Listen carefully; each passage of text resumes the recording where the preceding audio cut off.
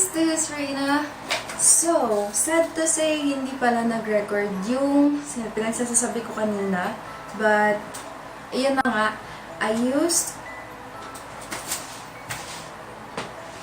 nakakapraning na. So, ayun na nga, I used NYX Total Control Drop Foundation. So, 2 layers of foundation yung nilagay ko sa face ko, especially sa mga darker areas. Kasi nga, I have a pimple right here, here, since pollution sa Manila. So, luwas-luwas ako, diba? So, yun, nagbago yung face ko sa air.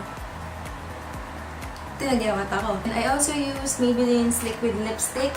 So, this one, to cover up my dark under eye circles since I'm always puyat in the hospital.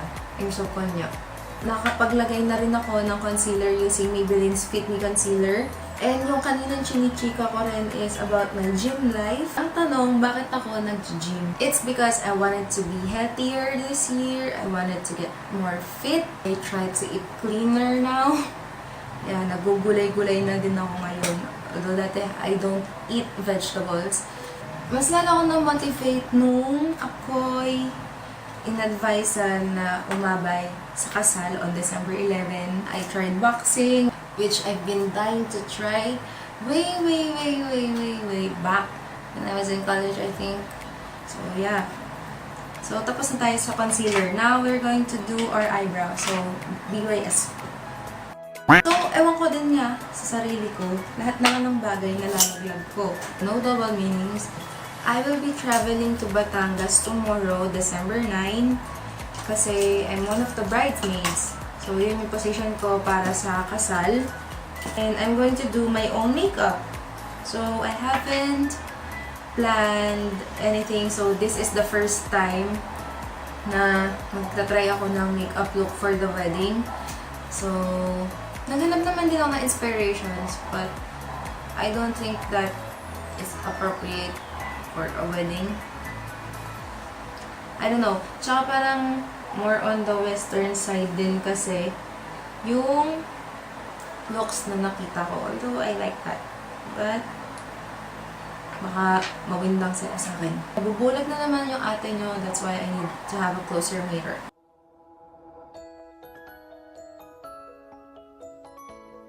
So the wedding will be at 2 p.m. in Tagaytay. So, di ba ang layo ng biyahe ko? Long girls. I think the makeup look needs to be like a day-to-night makeup look. Pwede siyang panggabi, pwede siyang pang umaga.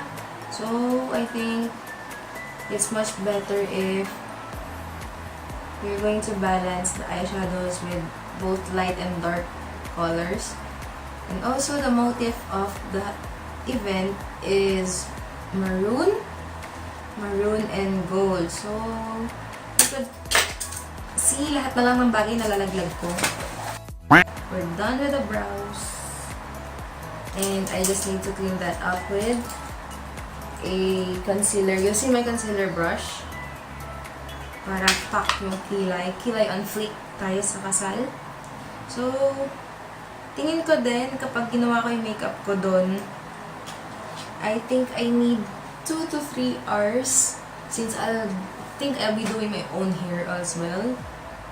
So, yeah, I don't know how I'll do my hair kasi I don't know kung dadalhin ko yung pangkulot ko. Like, ano. But, okay lang din naman kung dadalhin ko. And for sure, may iba yung makeup ko sa kanila kasi yung makeup nila ay gagawin ng mga professionals. And then yung makeup ko is just for intermediate lang kiss. After that, I'm going to use a brow mascara para stay put sila. After doing the brows, I'm going to bake my face. I'm going to bake my face using Johnson's Baby Powder, so low-cost baking. I'm just going to use this powder puff and a bit here.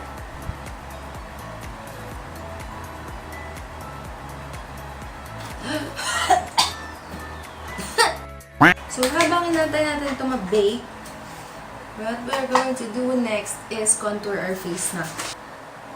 Ayan.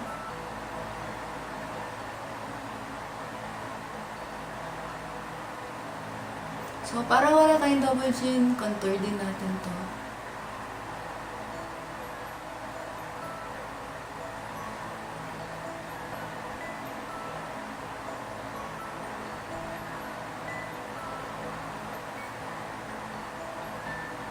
Next is remove the baking powder. It's not a literal baking powder. Now that we're done baking and contouring our face, we're going to set it with a loose powder. So, every time na abay ako, laging ako yung bridesmaid. And I don't know yung... And then one time, naging maid of honor ako. And then as in maid. Ganon siya katindi. Ewan ko, for the future, I think I wanted to be the one who attaches the veil, the cord, the ring bearer. Joke. So basta, gusto ko maiba naman sana yung role ko sa mga next na kasal. So nagpaparinig po ako sa mga susunod kong kaibigan or mga kamag-anak na ikakasal. Iba naman po sana yung role ko. So, charot! Another interesting story is yung gown ko kasi sa Batangas pa manggagaling. So, I have to send my measurements to my cousin and then sila na yung magpapatahi. So, tapos nung papadala na yung gown, tapos na yung gown, papadala na lang, medyo napraning kami kasi tinrack ko yung gown. And then sabi, nandito na daw sa Bulacan. And then, alright na, kaso hindi dumating agad. Sabi, naligaw pa daw yung package, ganyan-ganyan. Tapos, nakita ko, return to Lipa. So, dun nanggaling kasi item. So, sabi, bro, paano yun? Wala akong gown sa kasal, baka hindi umabot eh. Oh my God! So, medyo praning moment lang. So, kanina dumating din siya. So, safe tayo and tuloy ang abay. Dapat kasama si Daddy sa kasal na to. And siya yung magdadrive para sa amin. But then, ito yung nangyari. So, sayang lang din kasi kaming dalawa ni Mama is may role para dun sa kasal. And this is the second time na hindi niya kami nakita ng naka-fully ayos, ganon.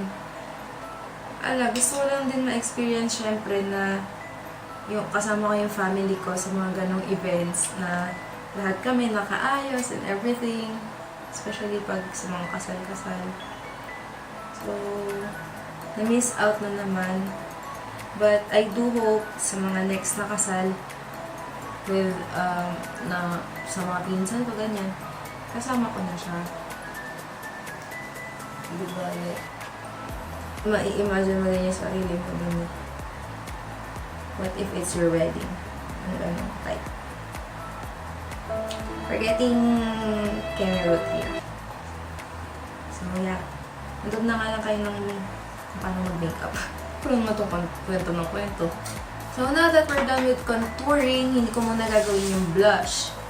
Kasi baka hindi siya bumagay sa makeup. The motif for the wedding is maroon and gold. Gold for the ninangs, maroon for the abays. So, what should I do with my eyes? So, syempre, kailangan ko ng eye primer kasi ilang hours din yung event na yun. So, kailangan ko ng pampatagal na magsistay sa mata. So, I'm using NYX's eyeshadow primer.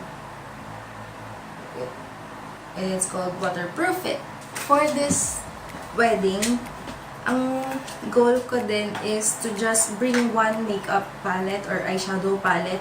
Kasi, ang hirap nung magdadala pa ako ng madami. But then, konti lang pala yung gagamitin ko. So, yung kasi na madaming bitbit pagka bumabiyahe. I try to pack light as much as possible. So, we'll see. sa tutorial na to or sa get ready with me na to kung ano yung maiisipan ko for the eye makeup. So as usual, yung ginagawa ko na naman na step is after ng primer is setting it with a white eyeshadow para pop top yung ating eyeshadow ngayon. So I'm using NYX Dreamcatcher palette and I'm going to use the transition shade. So as usual, a light brown kasi nga day to night, kailangan light muna. Medyo kinakabahan nga din akong gawin yung sarili kong makeup doon. Kasi syempre, nakikipagsabayan na ako sa mga professional makeups and then I'm just in the corner doing my own makeup, like awkward. But I'll try my best to be as pretty as them. Also, simple makeup will do. Hindi ko naman kailangan magpabongga since the bride is the star of the event. And I'm just there to support her and to be with my family. We are going to use an angled blending brush and use a maroon-ish color. So this is the closest color to the motif.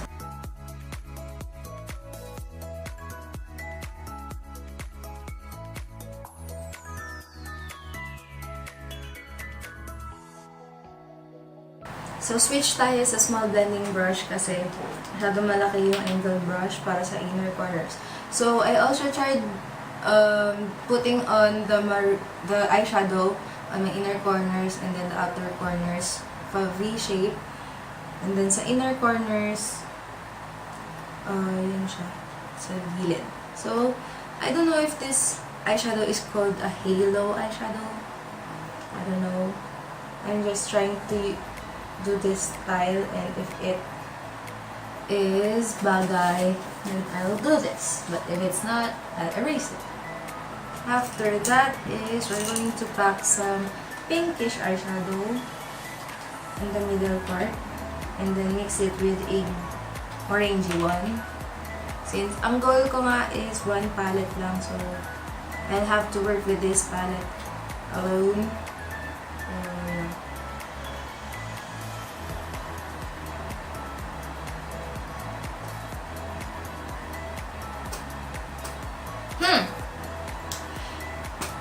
Uulit tayo ng eye makeup.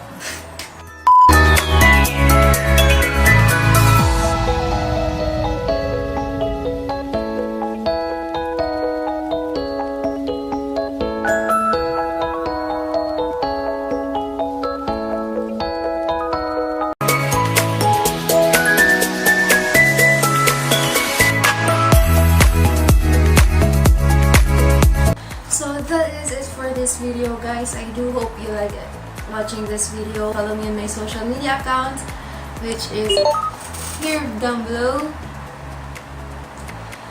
and don't forget to hit like and click subscribe on my channel, and don't forget to ring the bell to get notified whenever I upload new videos every week. So, I don't know, whenever I have the time to upload and edit my videos,